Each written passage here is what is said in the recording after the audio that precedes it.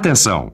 Vai começar agora uma teleaula de tratamento térmico do curso profissionalizante. Este módulo tem um total de 10 aulas. Hoje você vai assistir a teleaula número 5. Bons estudos!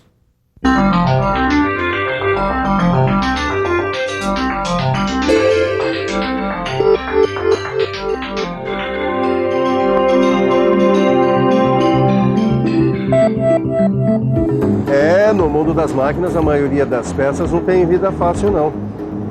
Imagina só o esforço diário a que estão submetidas peças como coroa, pinhões, rolamentos, eixos de deslizamentos e rotativos, dentes de engrenagem, ferramentas de corte e uma porção de outras peças.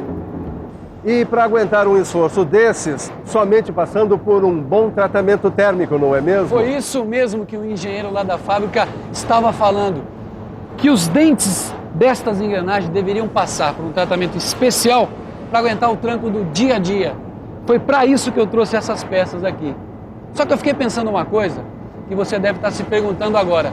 Que tratamento especial é esse? Você também quer saber? Pois então preste bastante atenção, porque é exatamente esse tipo especial de tratamento térmico que a gente vai começar a ver nessa teleaula. Hoje você vai aprender o que é um tratamento termoquímico e vai conhecer suas várias modalidades, como a cementação, a nitretação e a carbonitretação. Caramba, fiquei curioso. Ô Silvio, eu preciso buscar outra encomenda, mas eu ainda tenho um tempinho. Será que eu podia ficar para ver como é que é esse outro tipo de tratamento térmico? Claro que sim. Você também ficou com a curiosidade lá em cima, é?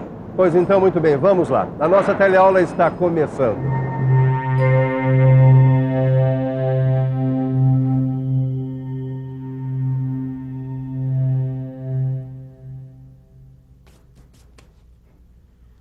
Bom, quer dizer então, Ananias, que esse eixo aqui que você acabou de usinar vai ter que receber um tratamento térmico, só que um tratamento térmico diferente daqueles que a gente já viu até agora? Exatamente.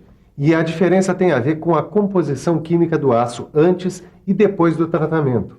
Agora, Caio, você seria capaz de me dizer o que acontece com a composição química do aço nesses tratamentos térmicos que a gente já viu até agora? Eu vou ter que usar a cabeça, hein? Vamos pensar um pouco? Vamos pensar um pouco. Deixa eu ver. Bom, nos tratamentos térmicos já vistos, a gente sabe que com o aquecimento do aço numa temperatura acima da zona crítica, os grãos de ferrita, perlita e cementita se transformam em austenita. E dependendo do tipo de resfriamento, podem se transformar em outros tipos de estruturas como a martensita e a bainita. Mas peraí, a composição química do aço não se altera. Um aço com teor de X% de carbono continua com o mesmo teor de carbono depois do tratamento. É isso mesmo. Nesses tratamentos térmicos que a gente já estudou, a composição química do aço não se altera. Só que às vezes a gente precisa modificar a composição química do aço. No caso desse eixo, por exemplo, é preciso alterar parcialmente a composição química do aço para melhorar as propriedades da sua superfície. Mas olha só, o tratamento deve aumentar a dureza e resistência ao desgaste da superfície, mantendo a ductilidade e tenacidade do núcleo. Isso é possível através do tratamento termoquímico. Esse produto aqui não tem moleza, não. Para desempenhar as suas funções, ele precisa de elevada dureza, resistência ao desgaste e, além de tudo isso, ele precisa ter um núcleo tenaz. Bom, essa altura do campeonato, você sabe que para fabricar essa peça, a gente usa o processo de estampagem. É aí que está o problema. Para fazer a estampagem, a gente precisa de um material de baixa dureza. Então, o que fazer? É muito simples. A gente pega um material de baixa dureza, faz a estampagem. Depois de feita a estampagem, a gente submete a peça a um tratamento térmico que aumenta a dureza e a resistência ao desgaste. E que mantém o núcleo tenaz. Bom, nesse caso aqui, a gente usa um tratamento termoquímico seguido de uma têmpera. Esse tratamento termoquímico é chamado de cementação. É isso mesmo. A cementação é um tratamento termoquímico. Ele aumenta o teor de carbono na superfície da peça. E você sabia que a cementação pode ser sólida, líquida ou gasosa? Você quer saber como é que é a cementação sólida? Então fique por dentro.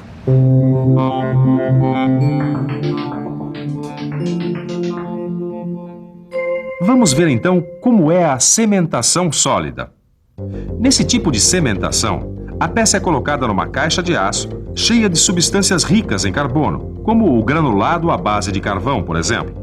Depois de fechada, essa caixa é levada ao forno com uma temperatura em torno de 930 graus Celsius. Aí, a peça permanece durante um determinado tempo. E depois, ela é submetida à têmpera para adquirir dureza. Por esse gráfico, a gente pode perceber que existe uma relação direta entre o tempo de permanência no forno e a espessura da camada difundida na peça.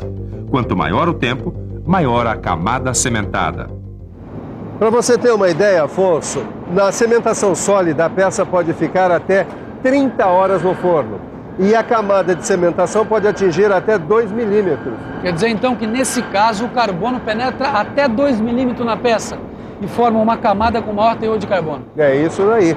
E essa camada com maior teor de carbono é o que a gente chama de camada de cimentação.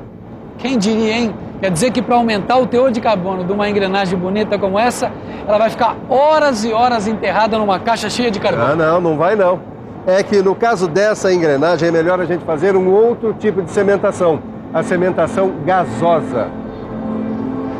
Esse é o processo mais eficiente porque permite cimentar as peças com maior uniformidade e, além disso, com economia de energia. O carbono, nesse caso, é gerado pelo gás propano e a temperatura varia de 850 a 950 graus Celsius. Depois da cimentação gasosa, o aço é então temperado em óleo.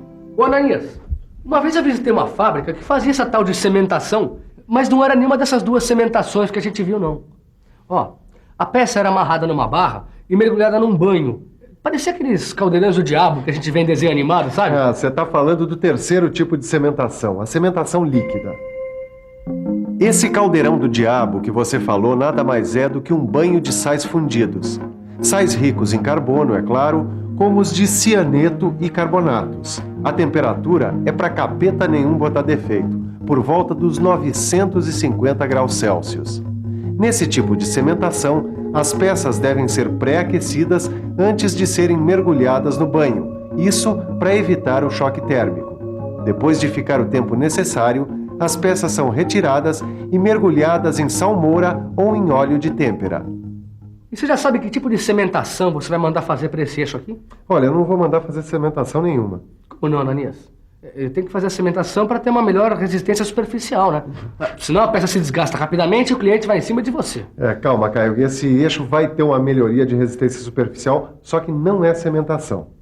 Existem outros processos mais apropriados para um eixo como esse, que vai trabalhar em constante atrito. São processos muito utilizados em peças de motores de automóveis, que todo mundo conhece, ou melhor, que quase todo mundo conhece. O senhor sabe o que é o balancim? Olha, eu sei que é uma peça de automóvel, agora o que é, qual a finalidade dela, eu não sei. Eu não sei qual, certo, mas é uma peça de automóvel. E camisas de cilindro? Não sei, camisa de cilindro eu não sei. Isso aí é só com mecânico mesmo. Você vai saber pinos e rotores. Também nem desconheço. Rotores, eu tô desinformado, hein? Dá pra perceber que a maioria dos motoristas não conhece muito bem as peças que fazem parte dos motores dos seus carros. Mas você, que pretende ser um profissional da metal mecânica, sabe muito bem do que eu tô falando, não sabe? O balancim, as camisas dos cilindros, os pinos e os rotores são algumas das peças do motor de um carro que trabalham em permanente atrito, sujeitas a desgaste. Para evitar esse desgaste, essas peças passam por um processo chamado nitretação. A nitretação é indicada quando as peças precisam ter superfície com maior dureza e com resistência ao desgaste, à fadiga, ao engripamento e à corrosão. Os chamados nitralloy steels, ou seja, aços que contêm cromo, molibdênio, alumínio e um pouco de níquel, são os aços que melhor se prestam a esse tratamento. A nitretação pode ser feita de duas maneiras, a gás ou a banho de sal. Vamos ver primeiro a nitretação a gás. Esse tipo de tratamento é feito a uma temperatura entre 500 e 560 graus Celsius e sua duração varia de 40 a 90 horas. O gás amônia é a fonte de nitrogênio, que é o elemento que se difunde no aço, chegando a formar uma camada de até 0,8 de milímetro de espessura. Essa camada tem elevada dureza, pois passa a ser constituída de nitretos de ferro, cromo, molibdênio e níquel. Essas peças não precisam ser temperadas. Tem também a nitretação em banho de sal.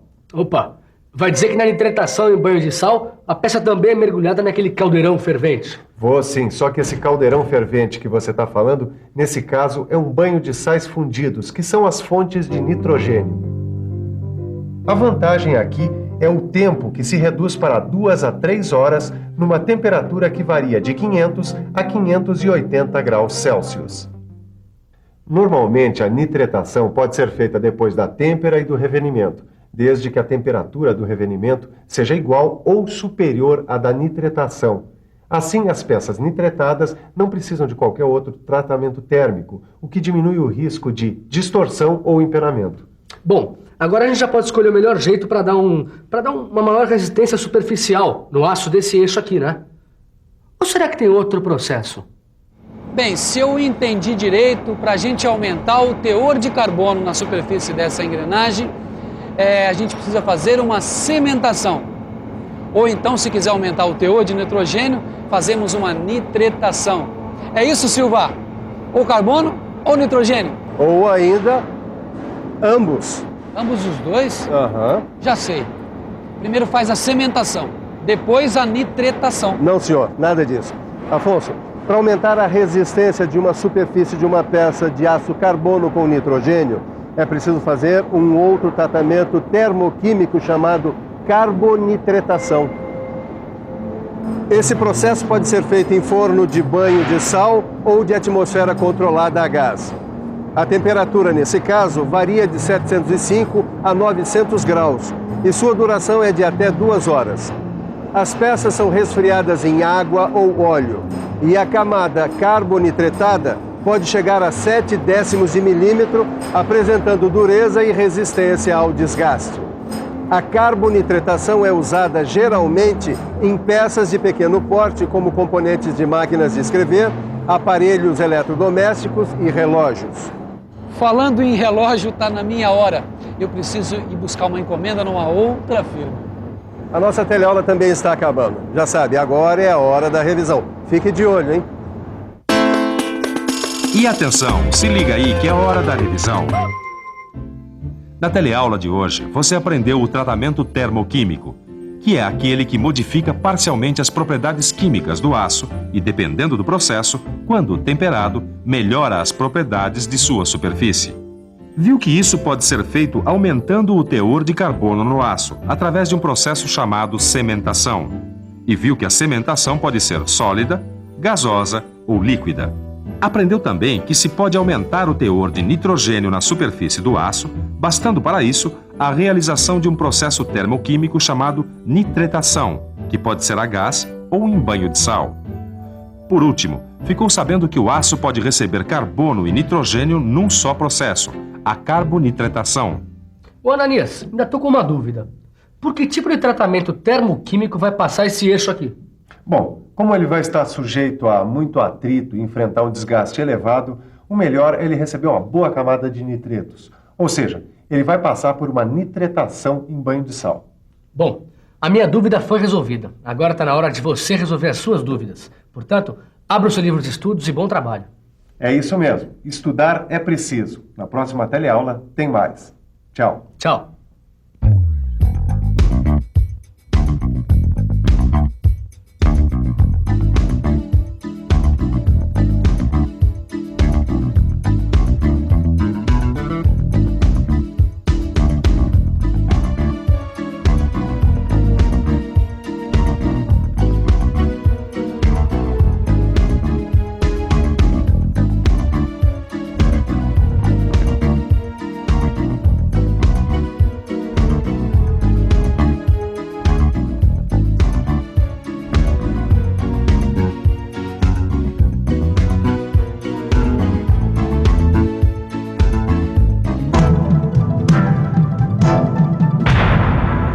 Telecurso 2000, um programa de educação do Sistema Fiesp e da Fundação Roberto Marinho.